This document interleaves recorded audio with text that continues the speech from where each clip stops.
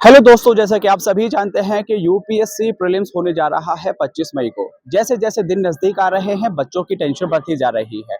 इस टाइम में बच्चे बहुत ज़्यादा परेशान हैं, कंफ्यूज हैं और उनके इस तरह से मैसेज या फ़ोन आते हैं कि सर हम इस टाइम को किस तरह से यूटिलाइज़ करें, किस तरह से हम करंट अफेयर को कवर करें, किस तरह से हम जो हमारा स्टैटिक पोर्शन है उसका रिवीजन करें और जो एक बहुत इंपॉर्टेंट चीज़ है कि किस तरह से इस बचे हुए टाइम में हम टेस्ट सीरीज़ करें।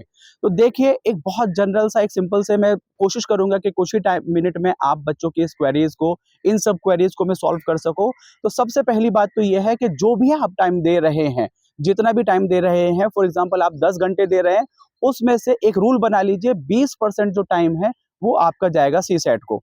20% टाइम जाएगा आपका सीसैट को। फिर कह रहा हूँ 20% टाइम जाएगा आपका सीसैट को। उसके बाद जो बचा आपका 80% टाइम, उसको भी स्ट्रेटजिकली इस तरह से डिवाइड करना है कि हमें इसमें स्टैटिक पोर्शन का भी रिवीजन करना है और हमें इसमें अपना करंट अफेयर का भी।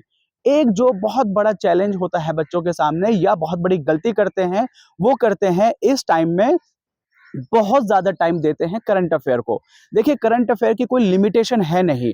करंट अफेयर ये है कि और ना ही ये है कि टाइम की लिमिटेशन है। ऐसा नहीं है कि यूपीएससी पिछले 3 महीने का पूछेगा, 6 महीने का या 1 साल का। वो उससे भी पीछे जा सकता है।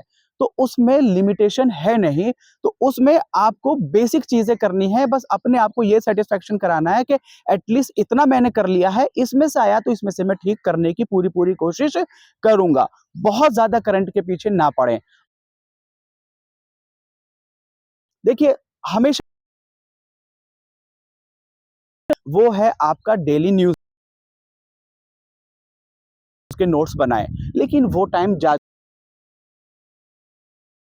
है करंट अफेयर मैं के लिए इनसाइट है, फोरम है, मेरे से पूछेंगे तो वो मंथली मैगज़ीन का एनुअल कंपाइलेशन का एक बहुत ही अच्छी सोर्स है, नहीं पढ़ी है, तो वो पूरा का पूरा टाइम है उस पर। यहाँ है जिसका मैं मटेरियल आप लोगों को रेफर करूँगा। Current affair annual compilation 3 pages का है और उसमें उन्होंने अफेयर है उसको कवर करने की कोशिश जाता है, लेकिन काफ़ी अच्छा है। ये हो गया करंट अफेयर का। सिलेक्शन दिलाता है वो है आपको। अब जैसा मैंने पेश किया है, तो उस एनालिसिस के तौर पर आपको ये है। ऐसा नहीं है कि आप इस टाइम में हिस्ट्री को भी, साइंस एंड टेक, एनवायरनमेंट, आपको स्ट्रेट टाइम की अगर क्या ऑब्वियसली अब टाइम की कमी है रिवीजन में, वो लगाना है सबसे पहले environment, economy and polity, in 4 subject. ऐसा नहीं है जो बाकी सब्जेक्ट है, लेकिन जो मेजर पोर्शन है आपका ज्योग्राफी, इसी को ही जोड़कर आपका करंट अफेयर भी एक सब्जेक्ट ऐसे हैं जहां करंट और स्टैटिक की। अब जो अगला एक और है, वो बच्चे बहुत ज्यादा इस टाइम मैंने देखा विजन की टेस्ट सीरीज, अब वो सोचते हैं कि विजन का वो कोशिश करते हैं नंबर ऑफ टेस्ट बढ़ाने, आपको क्वालिटी बढ़ानी है, क्वांटिटी मैटर नहीं करती है, क्वालिटी मैटर से आपने कितना सीखा है। टेस्ट हो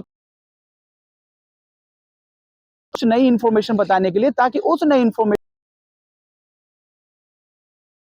और उसको एग्जाम के लिए कहूंगा कि अगर आपने ऑब्वियसली अब तक ये जो होंगे, तो नई टेस्ट को रिवीजन करें और खास उस गलत पोर्शन को देखें कि ये जो हुआ है कॉन्सेप्चुअल इंफॉर्मेशन की गलत की वजह किया था, तो इस तरह से आप इसको कीजिए। कोर जो है उसको मैं कहूंगा साथ साथ यूपीएससी कीजिए। और मैं अब ये भी है क्वेश्चन कि कितने साल के पीवाई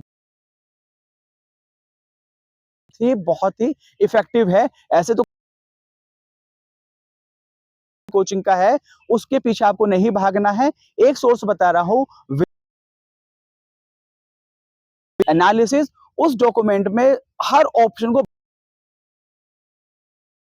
बहुत अच्छे से एक्सप्लेन करके उन्होंने दिया।